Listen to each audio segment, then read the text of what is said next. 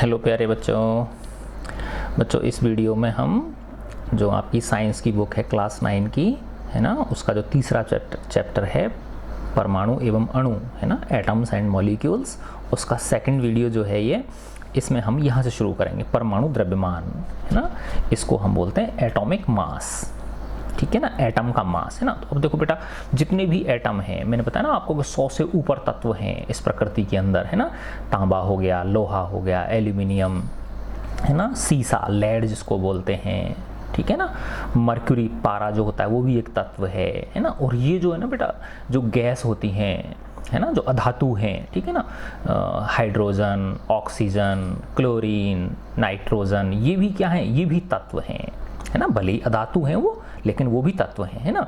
तो इन तत्वों के सब मूल जो चीज़ होती है वो क्या होती है, परमाणु होते हैं है ना।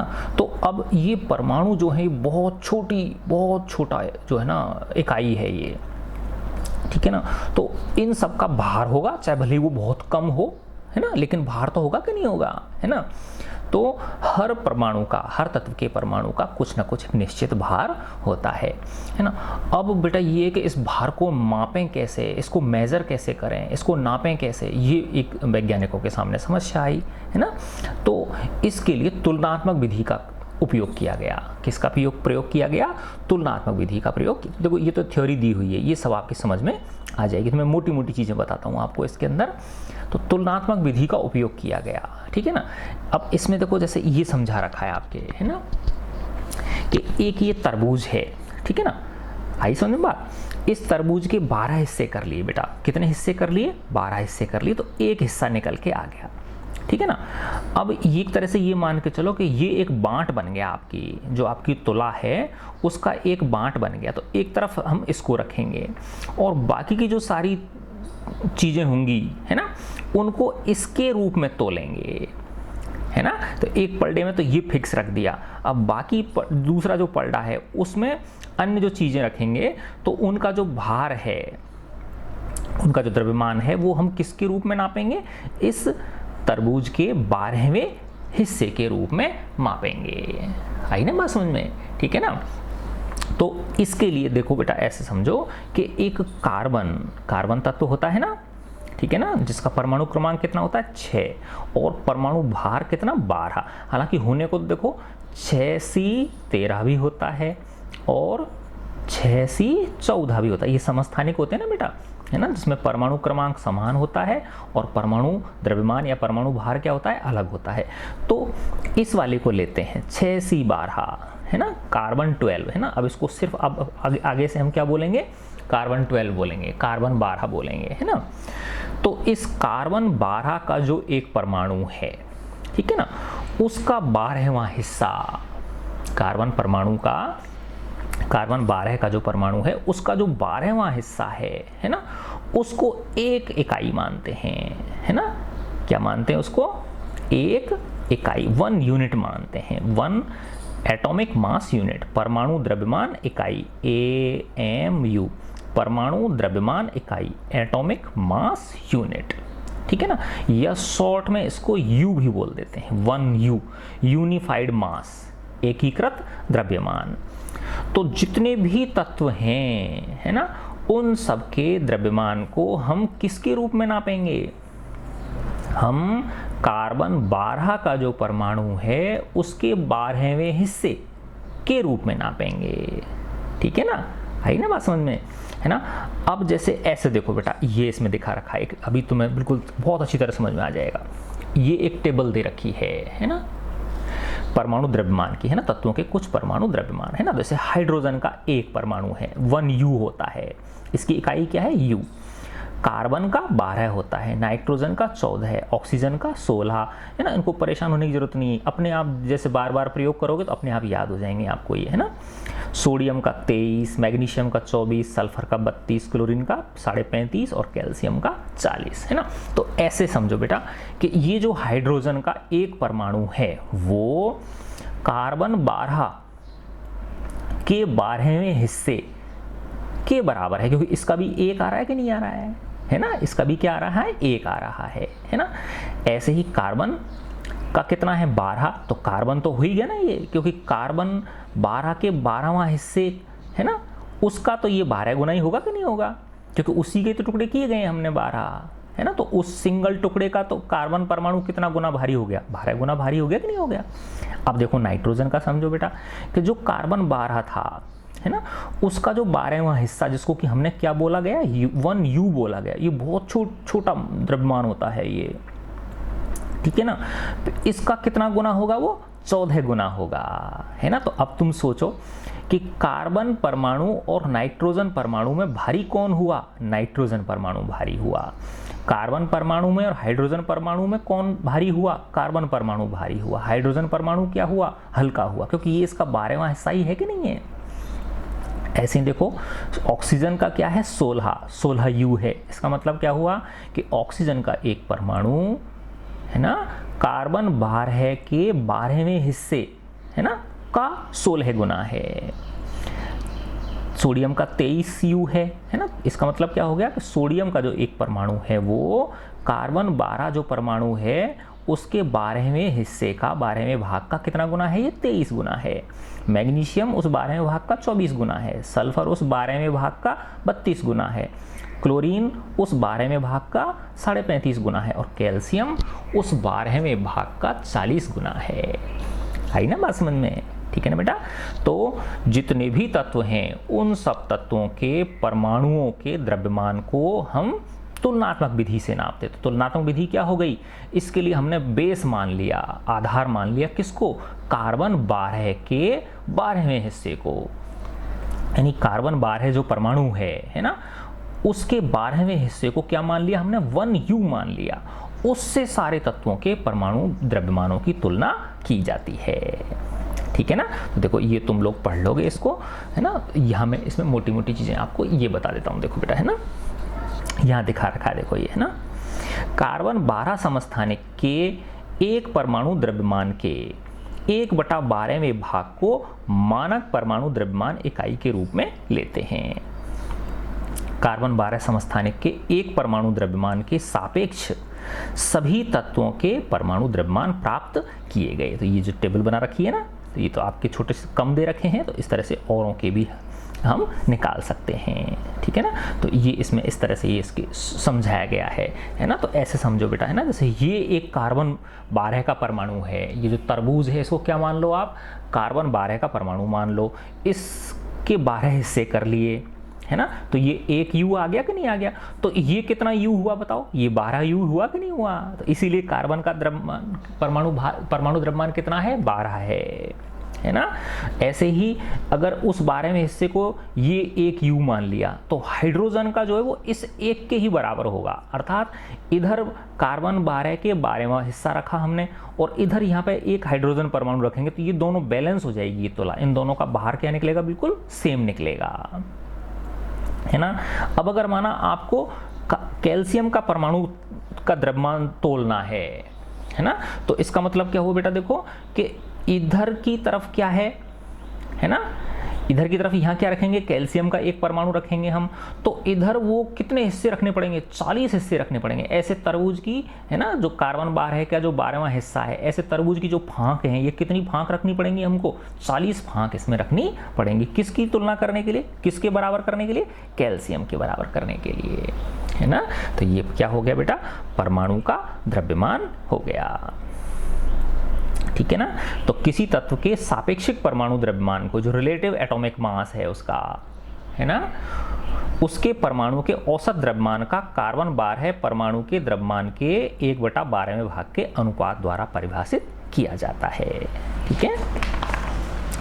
अब देखो बेटा, अब आता है कि परमाणु किस प्रकार अस्तित्व में रहते हैं। तो बेटा मैंने देखो तुम्हें बताया था पहले कि परमाणु जो है वो प्रकृति में मुक्त रूप से बहुत कम पाए जाते हैं। ज़्यादातर वो क्या रहते हैं, संयुक्त रूप में रहते हैं, है ना।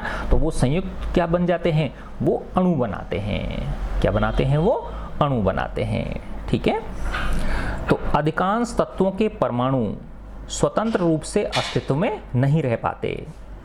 परमाणु अणु एवं आयन बनाते हैं। ये अणु अथवा आयन अत्यधिक संख्या में पुंजित होकर वह द्रव्य बनाते हैं जिन्हें हम देख सकते हैं, अनुभव कर सकते हैं अथवा छू सकते हैं। बाहर चाबी रखिए बेटा, देखें, है ना, ठीक है ना। तो ये परमाणु क्या करते हैं, आपस में संयुक्त होके, ठीक है ना, पुंजित, पुंजित का मतलब क्या है, कंबाइन होके, है ना, क्या बना लेते हैं, अगर सेम तत्व के ही परमाणु हैं तो वो उस तत्व का अणु बन गया, और दूसरा कोई यौगिक भी हो सकता है, ठीक है ना। तो अब अपन आते हैं अणु। अब जैसे बहुत सिंपल है, आप जैसे ऑक्सीजन जो होती है ये O2 है ना, और ये क्या है O, तो ये O तो क्या है, परमाणु है ना, ये तो क्या है, एटम है, और ये जो O2 है, यानी प्रकृति में O आपको नहीं मिलेगा, है ना, ऑक्सीजन का परमाणु नहीं मिलेगा। परमाणु तुरंत दो परमाणु संयोग करके क्या बना लेते हैं, ऑक्सीजन का अणु बना लेते हैं। तो ये आपको प्रकृति में मिलेंगे, है ना, स्वतंत्र रूप से आपको ऑक्सीजन का ये मतलब। ऐसे ही नाइट्रोजन है ना, तो नाइट्रोजन का परमाणु नहीं मिलेगा, दो परमाणु आपस में संयोग करके अणु के रूप में मिलेंगे आपको, है ना। क्लोरीन Cl2, है ना बात समझ में। तो ये क्या हो गए बेटा, अणु हो गए, ठीक है ना। अब अणु जो है ये तो क्या है, सेम तत्व के हैं, है ना। ऐसे भी हो सकता है CH4, ये क्या है, मैथेन है। तो देखो इसमें कार्बन का एक परमाणु है और हाइड्रोजन के कितने परमाणु हैं, 4 परमाणु। तो ये मैथेन का एक अणु बन गया, क्या बन गया, ये मैथेन का एक अणु बन गया, या इसको यौगिक भी बोल देते हैं हम, क्या बोल देते हैं इसको, यौगिक या कंपाउंड भी बोल देते हैं, ठीक है ना। तो देखो बेटा, साधारणतः अणु ऐसे दो या दो से अधिक परमाणुओं का समूह होता है जो आपस में रासायनिक बंध द्वारा जुड़े रहते हैं, है ना। ये कैसे जुड़े रहते हैं, केमिकल बॉन्ड के द्वारा जुड़े रहते हैं, अर्थात वे परस्पर आकर्षण बल के द्वारा कसकर जुड़े रहते हैं। अणु को किसी तत्व अथवा यौगिक के उस सूक्ष्म कण के रूप में परिभाषित कर सकते हैं जो स्वतंत्र रूप से अस्तित्व में रह सकता है, यानी अणु जो है वो स्वतंत्र रूप से अस्तित्व में रह सकता है, तथा जो उस यौगिक के सभी गुणधर्मों को क्या करता है, ये प्रदर्शित करता है, ठीक है ना। एक ही तत्व के परमाणु अथवा भिन्न भिन्न तत्वों के परमाणु परस्पर संयोग करके अणु निर्मित करते हैं, है ना। अब जैसे तत्वों के अणु हैं, है ना। अब देखो बेटा, कुछ जो हैं वो एकल परमाणु होते हैं, जैसे आर्गन है तो ये हमेशा अकेला ही रहता है ना, Ar2 नहीं होता, इसमें सिर्फ Ar ही होगा।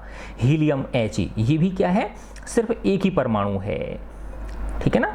लेकिन ये जो बताया था आपको, ऑक्सीजन हो गया तो ऑक्सीजन में O2 होता है, नाइट्रोजन में N2 होता है, क्लोरीन में Cl2 होता है, आई ना बस उनमें, ठीक है ना। तो किसी तत्व के अणु एक ही प्रकार के परमाणुओं द्वारा संरचित होते हैं। आर्गन, Ar, हीलियम He इत्यादि जैसे अनेक तत्वों के अणु उसी तत्व के केवल एक परमाणु द्वारा निर्मित होते हैं, लेकिन अधिकांश अधातुओं में ऐसा नहीं होता। जो अधातु हैं, है ना, उदाहरणतः ऑक्सीजन अणु 2 ऑक्सीजन परमाणुओं से बनता है, इसीलिए इसे द्विपरमाणुक अणु O2 कहते हैं। क्या बोलते हैं इसको, द्विपरमाणुक अणु O2 कहते हैं इसको। और कई बार जब बेटा O3 भी होता है, इसको ओजोन बोलते हैं। यदि सामान्यतः 2 के स्थान पर 3 ऑक्सीजन परमाणु परस्पर संयोग करते हैं तो उसे हम O3 या ओजोन कहते हैं, ओजोन प्राप्त होता है ना। अब किसी अणु में कितने परमाणु काम आ रहे हैं वो उसकी परमाणुकता कहलाती है, एटोमिसिटी कहलाती है वो, है ना। जैसे O2 में कितनी है इसकी एटोमिसिटी, 2 है। आर्गन की एटोमिसिटी कितनी है, 1 है। हीलियम की भी परमाणुकता कितनी है, परमाणुकता 1 है, ठीक है ना। तो संरचना में प्रयुक्त होने वाले परमाणुओं की संख्या को उस अणु की परमाणुकता कहते हैं, ठीक है ना। धातु अणुओं एवं कुछ अन्य तत्वों के अणुओं जैसे कि कार्बन के अणुओं की सरल संरचना नहीं होती है। तो धातु जो होते हैं ना बेटा, उनके अणुओं की सरल संरचना नहीं होती है, किंतु अनेक अणुओं के असीमित परमाणु परस्पर बंधे होते हैं। तो उनके धातुओं में क्या, क्रिस्टल के जालक बनते हैं, क्रिस्टल के क्या बनते हैं, जालक बनते हैं। तो ये बड़े आगे आपके समझ में आ जाएगा, है ना। अब देखो बेटा, ये इसकी सारणी दे रखी है तत्वों की परमाणुकता, एटोमिसिटी। आर्गन देखा था ना हमने, एक परमाणु का है, Ar होता है सिर्फ। हीलियम He होता है, ये भी एक परमाणु है। ऑक्सीजन 2 है तो O2 द्विपरमाणुक। हाइड्रोजन भी द्विपरमाणुक होता है, H2। नाइट्रोजन भी द्विपरमाणुक होता है, क्लोरीन भी द्विपरमाणुक होता है, Cl2, है ना। फॉस्फोरस ये P4 होता है बेटा, है ना। फॉस्फोरस में 4 परमाणु मिलके एक अणु बनता है ना। तो फॉस्फोरस क्या है, चतुर्परमाणुक है। और सल्फर S8 होता है ये, है ना। तो 8 को बहुपरमाणिक बोल दिया, मल्टीपल, है ना, मल्टीपल एटोमिसिटी। ठीक है। धातु जो है सोडियम एक परमाणुक है ना, इसको Na बोलते हैं हम। आयरन को Fe, ये भी एक परमाणुक है। एल्यूमिनियम ये भी एक परमाणुक है। कॉपर Cu भी एक परमाणुक है। ठीक है। तो देखो हमने बेटा परमाणु पढ़ लिया, फिर उसके बाद अणु के बारे में जानकारी कर ली।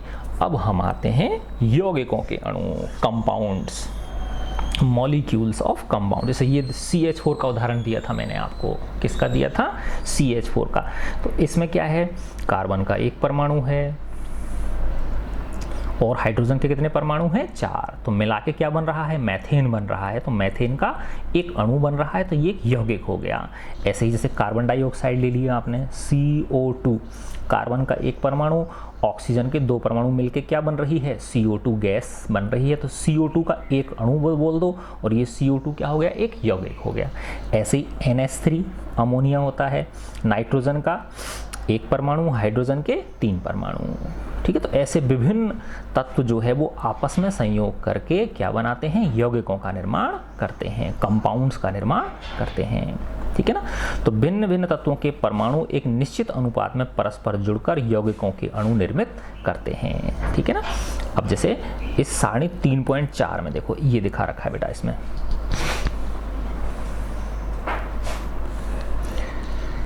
ये जल है H2O, है ना। तो हाइड्रोजन और ऑक्सीजन, है ना, इसका जो द्रव्यमान का अनुपात है वो 1:8 होता है। कैसे होता है? देखो बेटा, H2O, तो H का एक U होता है कि नहीं होता है? हमने देखा था ना टेबल में, H का इधर थी ना, ये रही देखो टेबल। हाइड्रोजन में कितना था? 1U, है ना। हाइड्रोजन का कितना है? 1U। और ऑक्सीजन का देखो, ऑक्सीजन का कितना है? 16U, है ना। तो 1 और 16 हो गया कि नहीं हो गया? तो देखो H2 है ये, तो H का 1 होता है, तो H2 का कितना हो गया? 2 हो गया कि नहीं हो गया? तो 2 अनुपात ऑक्सीजन का कितना? 16, तो ये क्या हो गया? 1:8। तो ये इनके द्रव्यमान का अनुपात हो गया। तो H2O में अगर आपसे पूछे कि भाई हाइड्रोजन और ऑक्सीजन के द्रव्यमान का क्या अनुपात होता है, तो वो कितना होता है? 1:8 होता है। ऐसे ही अमोनिया, अमोनिया में क्या होता है बेटा? देखो NH3, तो नाइट्रोजन, है ना, नाइट्रोजन का क्या होता है? 14 होता है ना। और हाइड्रोजन के 3 है, तो 1 का 1 होता है, तो 1 तिया 3, तो 14:3 आ गया। ठीक है। ऐसे CO2 कार्बन डाइऑक्साइड, है ना, कार्बन का कितना होता है? 12 अनुपात, ऑक्सीजन का 16 है ना, तो 16 के 2 हैं ये, तो 16 दूना 32, है ना। अब देखो किससे काट सकते हो? 4 से काट सकते हो। 4 तिया 12, 4 8 32, 3:8 आ गया। ठीक है। तो ये इनके द्रव्यमान के रूप में हो गए, है ना बेटा। तो देखो अब हमने 3 चीज पढ़ ली ना, परमाणु, अणु और यौगिक। अब आते हैं अपन आयन। अब किस पे आते हैं अपन? आयन पे आते हैं, है ना। तो आयन का मतलब क्या है बेटा? कि जैसे NaCl है ना, सोडियम क्लोराइड, नमक होता है ना, साधारण नमक जिसको बोलते हैं।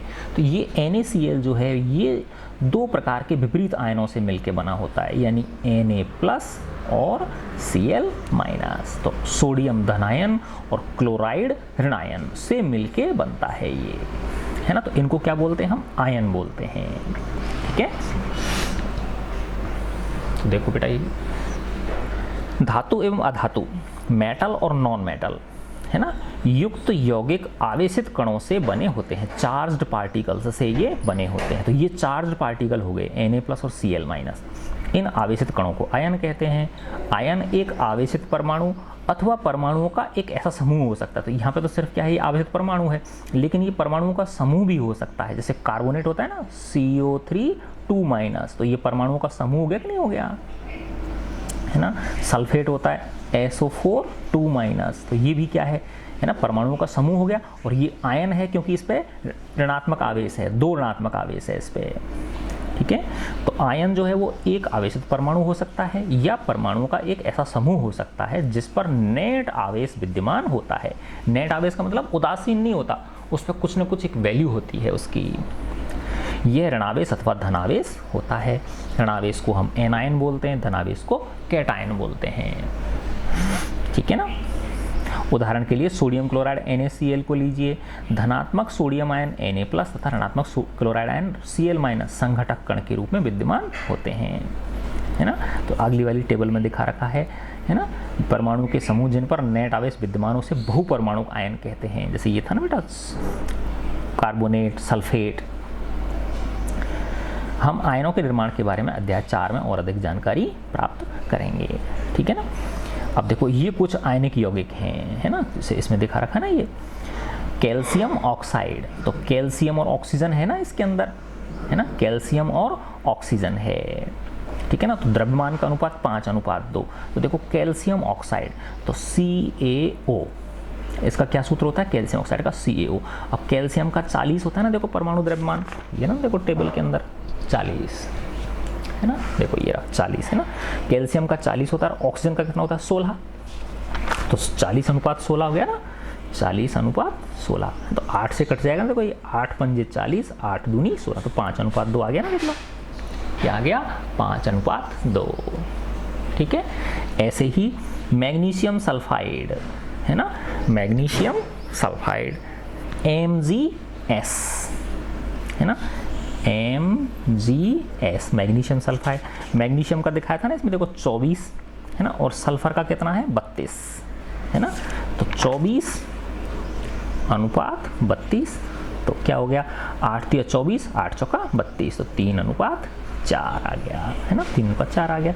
ऐसे ही सोडियम क्लोराइड तो Na और Cl, सोडियम क्लोराइड हो गया, क्या हो गया Na और Cl, NaCl, तो Na का कितना था सोडियम का 23 है ना, और क्लोरीन का कितना होता है 35.5, तो 23:35, तो ये 23:35 हो गया, तो ये द्रव्यमान का अनुपात हो गया है ना। तो देखो बेटा इसमें पीछे की जो सारणी है इसको ध्यान से देखना है अपने को, है ना, ये 3.6 जो सारणी है इसमें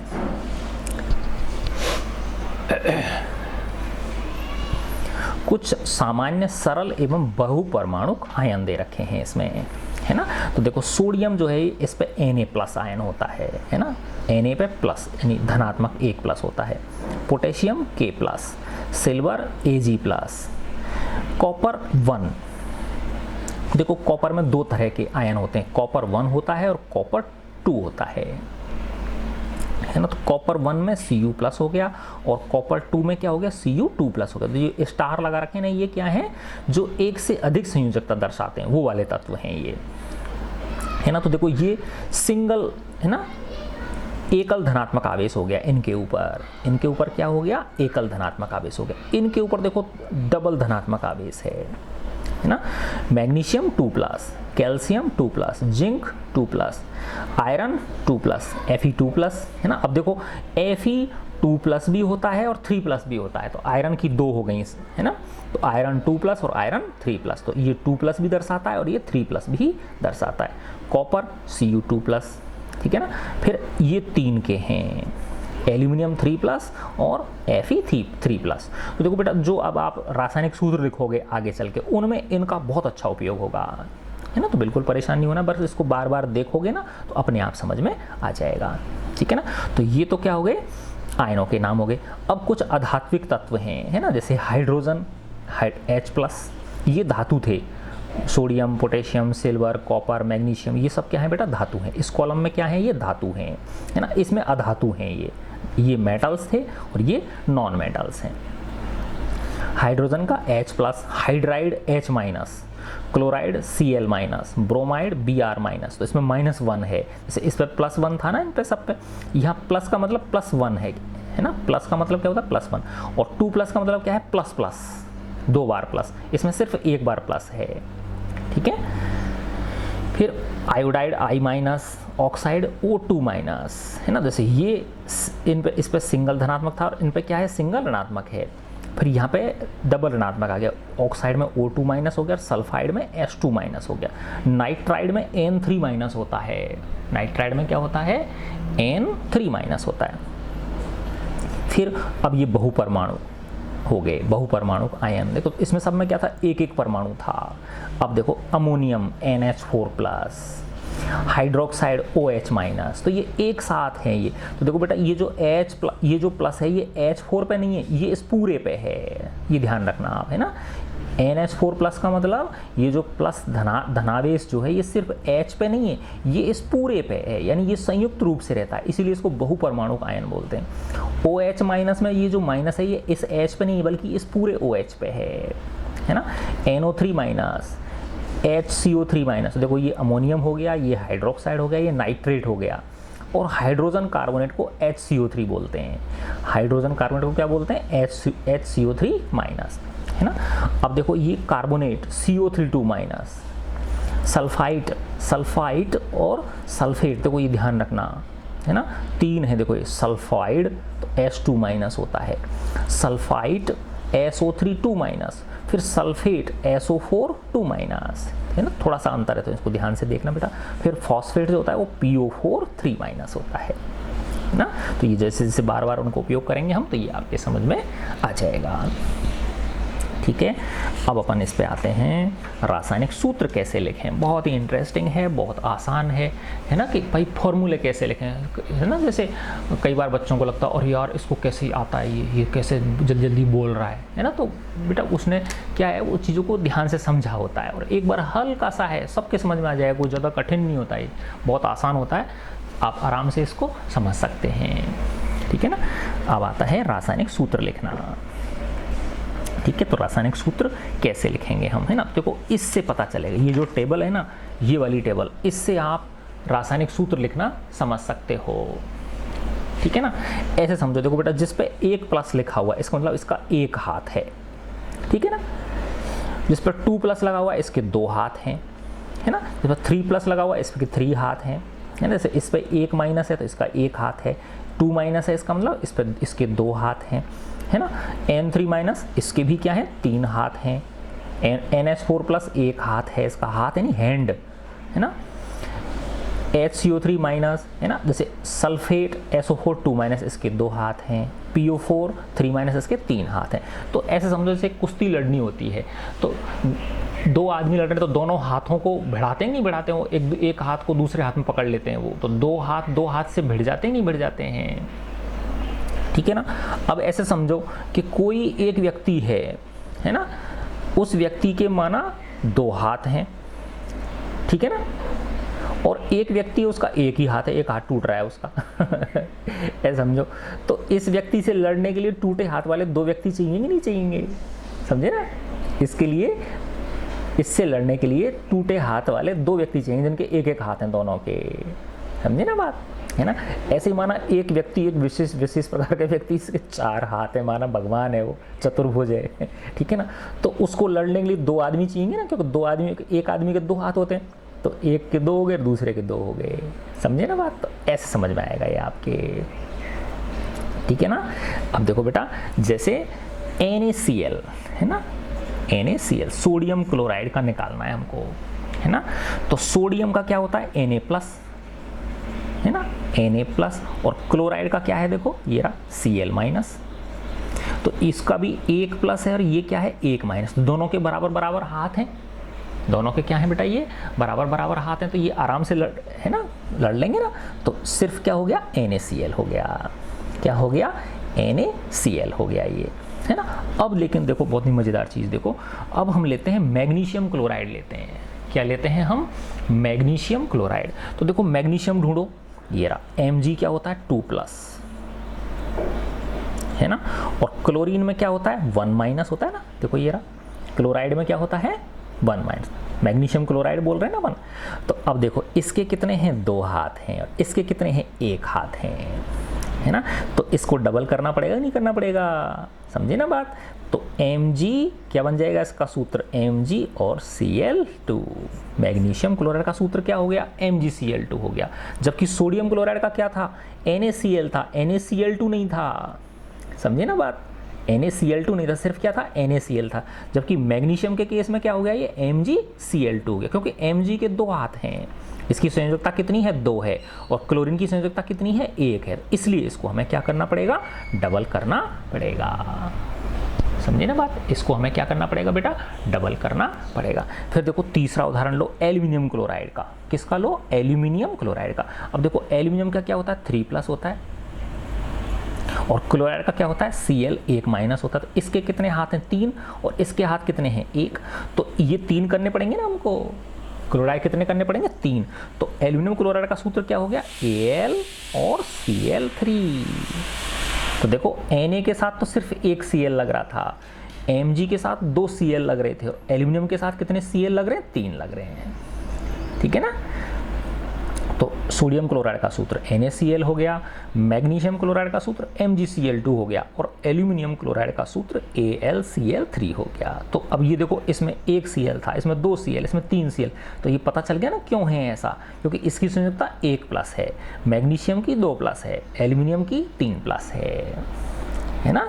आई बात समझ में, ठीक है ना। और इसको ऐसे देखो गुणा करके, ऐसे क्रॉस करके भी देख सकते हो आप, है ना। तो देखो एल्यूमिनियम को तो 1 से गुणा करेंगे और Cl को किससे कर देंगे, 3 से, तो AlCl3 हो गया। ऐसे इसको ऐसे कर सकते हो आप, यूँ और यूँ। तो Mg का तो 1 हो गया और Cl का कितना हो गया, 2 हो गया। आगे बात समझ में। तो इस तरह से हम क्या बना सकते हैं बेटा, यौगिकों के रासायनिक सूत्र बना सकते हैं। ठीक है, देखो अब इसमें ये समझा रखा है आपके रासायनिक सूत्र लिखना, कि किस प्रकार से हम रासायनिक सूत्र लिखते हैं।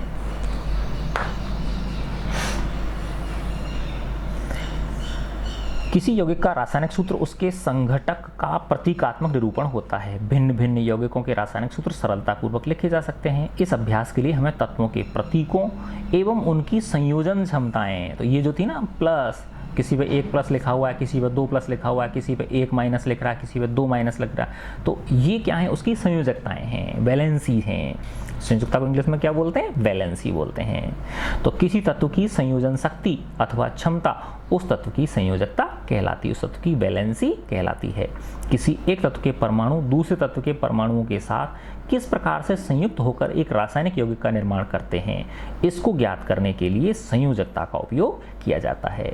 किसी तत्व के परमाणु की संयोजकता को उसके हाथ अथवा भुजा के रूप में विचार किया जा सकता है। जैसे मैंने बताया ना, लड़ाई करने के लिए उतने ही हाथ चाहिए उसको, ऐसे समझेंगे ना बात, ठीक है।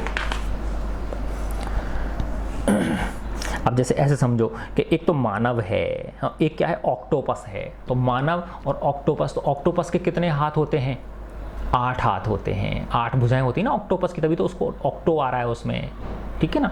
और मानव की कितनी है, 2 भुजाएं हैं। तो एक ऑक्टोपस से लड़ने के लिए कितने मानव चाहिएंगे, 4 चाहिएंगे। तो ऑक्टोपस को अगर आप O बोलते हो, मानव को ह्यूमन H बोलते हो, तो इसका सूत्र क्या बन जाएगा, OH4 बन जाएगा। क्या सूत्र बन जाएगा, OH4। हालांकि ऐसा कुछ होता नहीं है, लेकिन समझाने के लिए दिखा रखा है आपको। तो इसका सूत्र क्या हो गया, OH4 हो गया, ठीक है ना। तो इसमें ये जो टेबल दे रखी बेटा, ये इससे आपको समझ में आ जाएगी, ये है ना। तो देखो संयोजकता के बारे में हम और अधिक जानकारी अगले अध्याय में प्राप्त करेंगे। रासायनिक सूत्र लिखते समय आपको निम्न नियमों का पालन करना चाहिए। अब देखो ये रासायनिक सूत्र करने के ये नियम दे रखे हैं, है ना। जैसे ये है बेटा, आयन की संयोजकता तथा आवेश संतुलित होने चाहिए, है ना। आयन की संयोजकता अथवा आवेश जो है वो संतुलित होने चाहिए। बराबर करते ही नहीं करते हैं। जैसे ये Mg2+ है और इस पर Cl- है, तो 2+ और 1- को बराबर करने के लिए इसको डबल करना पड़ेगा कि नहीं करना पड़ेगा। तो Cl क्या करना पड़ेगा, हमको डबल करना पड़ेगा, ठीक है ना। दूसरा ये है कि जब एक धातु और अधातु से संयोग से कोई यौगिक बन रहा है ना। जैसे ये था NaCl जो था, तो Na में सोडियम तो क्या है, धातु है, मेटल है, और क्लोराइड जो है क्या है, वो नॉन मेटल है। क्लोरीन क्या है, नॉन मेटल है। तो पहले धातु को वो लिखते हैं और बाद में अधातु को लिखते हैं। पहले मेटल को लिखते हैं और बाद में नॉन मेटल को लिखते हैं। इसीलिए सोडियम क्लोराइड बोला जाता है ना। कभी भी क्लोरीन सोडियम नहीं बोला जाएगा वो, है ना। तो जब एक यौगिक किसी धातु एवं अधातु के संयोग से निर्मित होता है, तो धातु का नाम अथवा उसके प्रतीक को रासायनिक सूत्र में पहले लिखते हैं। उदाहरण है कैल्शियम ऑक्साइड CaO होता है। तो कैल्शियम क्या है, धातु है, और ऑक्साइड क्या है, ऑक्सीजन अधातु है। तो इसलिए पहले कैल्शियम को लिखते हैं, फिर ऑक्सीजन को लिखते हैं। सोडियम क्लोराइड में Na धातु है, क्लोरीन अधातु है, तो सोडियम क्लोराइड लिख लिया। आयरन सल्फाइड FeS, तो Fe क्या है, धातु है और सल्फर जो है वो क्या है, अधातु है, sulphide. Copper oxide CuO copper धातु है और ऑक्सीजन अधातु इत्यादि।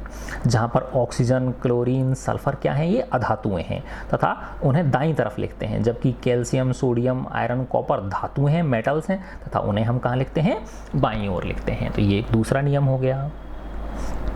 ठीक है, अब देखो ये तीसरा नियम, बहुपरमाणुक आयनों जैसे द्वारा निर्मित यौगिकों में आयनों की संख्या दर्शाने के लिए आयन को कोष्ठक में लिखकर आयनों की संख्या कोष्ठक के बाहर लिखते हैं, है ना। अब जैसे ये Mg मैग्नीशियम हाइड्रोक्साइड का लिया हमने, किसका लिया, मैग्नीशियम हाइड्रोक्साइड। ठीक है ना, मैं यहाँ लिख देता हूँ मैग्नीशियम हाइड्रोक्साइड, है ना। अब देखो बेटा Mg ढूंढो टेबल में, ये रहा 2+, है ना। Mg की क्या है, 2+ है, तो मैंने यहाँ 2+ लिख लिया, Mg पे 2+ लिख लिया। हाइड्रोक्साइड ढूंढो, ये रहा बहुपरमाणुक आयन में ना, हाइड्रोक्साइड कहाँ है, बहुपरमाणुक आयन, ये रहा OH-। तो देखो मैंने बताया था ना बेटा कि ये H पे नहीं है, ये इस पूरे पे है ना, किस पे है, ये पूरे पे है। तो देखो अब इसके क्या हैं, 2 हाथ हैं, इसके कितने, 1 हाथ, इसको डबल करना पड़ेगा ना, इसको क्या करना पड़ेगा, डबल करना पड़ेगा। तो इसको कैसे लिखेंगे, Mg, है ना, और OH को किस में बंद करेंगे, ब्रैकेट में बंद करेंगे, समझ गए ना, क्योंकि ये बहुपरमाणुक आयन है। आई ना बात समझ में, क्या है ये, बहुपरमाणुक आयन है, इसलिए MgOH होल ट्वाइस। ठीक है ना। तो इस तरह से हम क्या कर सकते हैं, विभिन्न तत्वों के रासायनिक जो सूत्र हैं उनका हम निर्माण कर सकते हैं। ठीक है ना। तो देखो अब इसमें सरल यौगिकों के सूत्र दिखा रखे हैं, जैसे हाइड्रोजन क्लोराइड का, हाइड्रोजन सल्फाइड का, तो वही विधि जो मैंने आपको अभी बताई थी ना बेटा, हाथ वाली जो विधि है, उसी विधि से हम इसको कर सकते हैं इनको, है ना। Magnesium chloride, aluminium oxide, calcium oxide, फिर ये सोडियम नाइट्रेट, कैल्शियम हाइड्रोक्साइड। ठीक है ना, इस तरह से ये इनमें दे रखे हैं। तो देखो बेटा मैं अभी आपको लिख के दिखाता हूँ इस पे।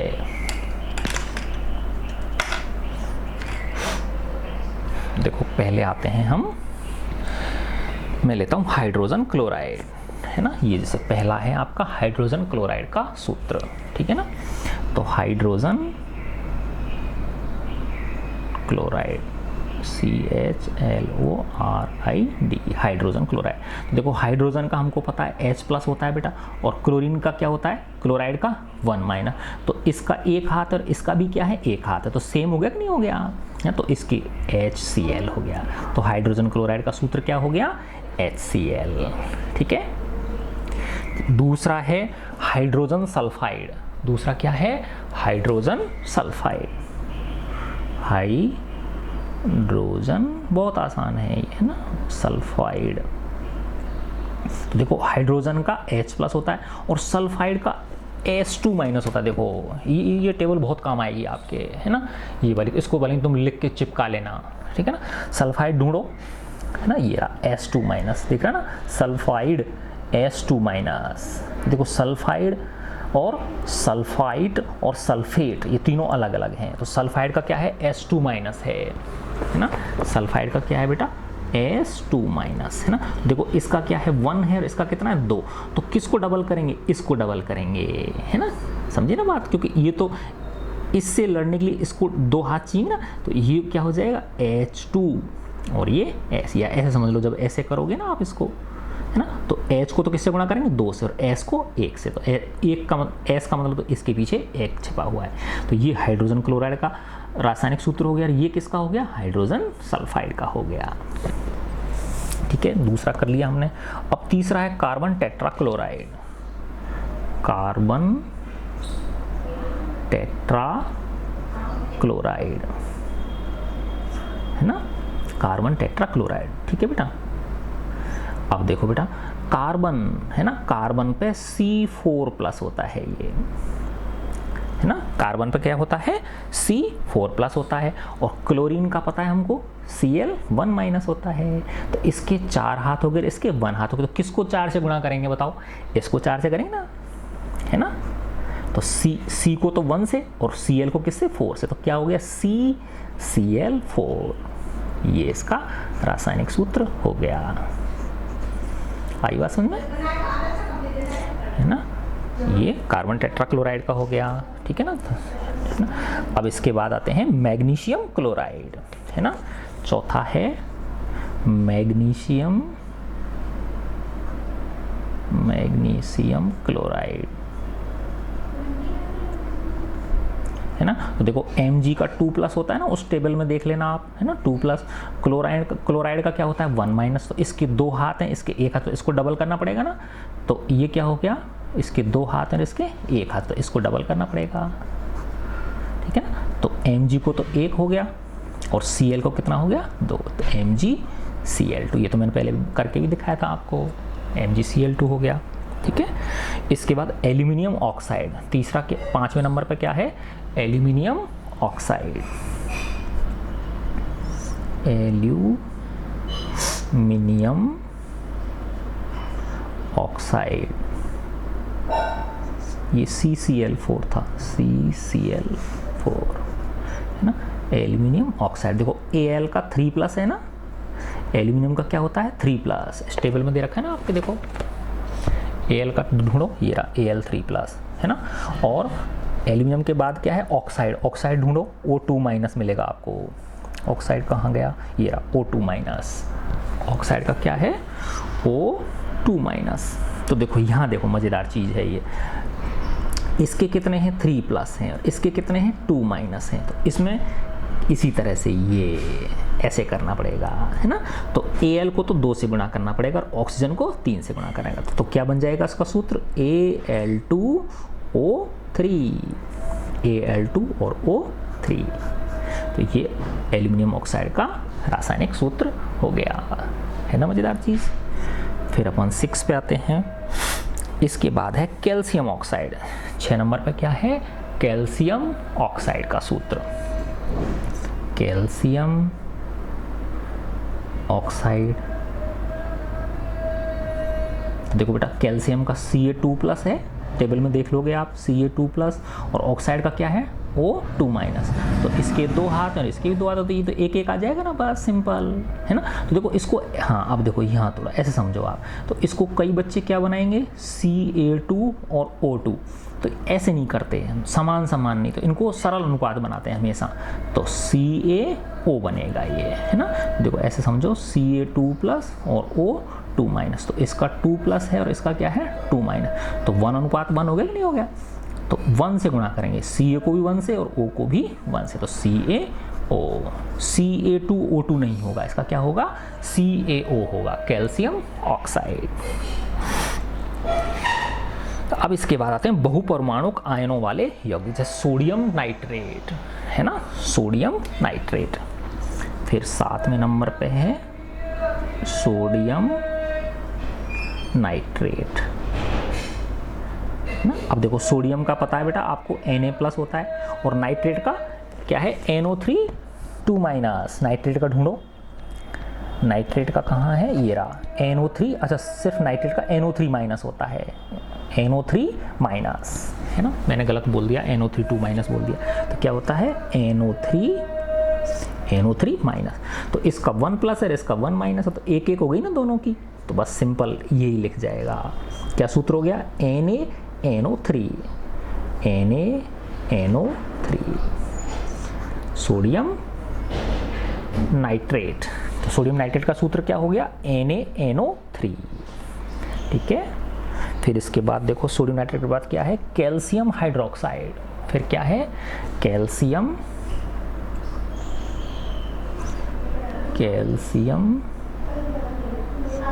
हाइड्रोक्साइड, है ना।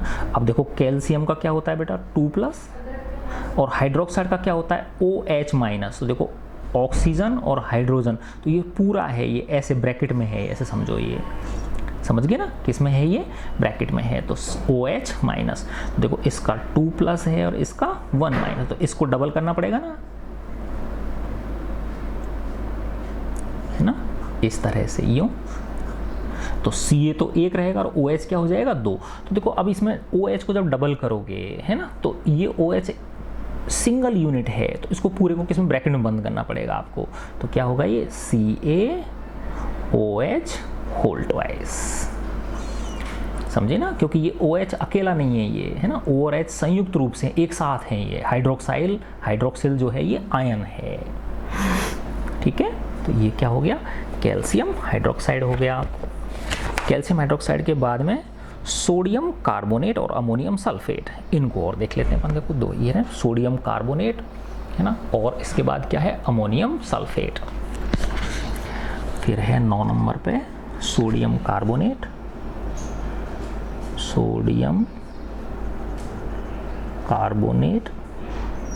ठीक है ना। अब देखो सोडियम का क्या है बेटा, Na+ और कार्बोनेट का क्या है, CO3 2-, है ना। कार्बोनेट का देखो उस टेबल के अंदर, कार्बोनेट ये रहा CO3 2-, दिख गया, है ना। तो अब देखो बेटा इसकी क्या है, 1 है और इसकी कितनी है, 2, तो इसको डबल करना पड़ेगा ना, Na को क्या करना पड़ेगा, डबल करना पड़ेगा। तो क्या बन जाएगा ये Na2CO3, ठीक है ना, क्या बन गया, Na2CO3। फिर इसका अमोनियम सल्फेट,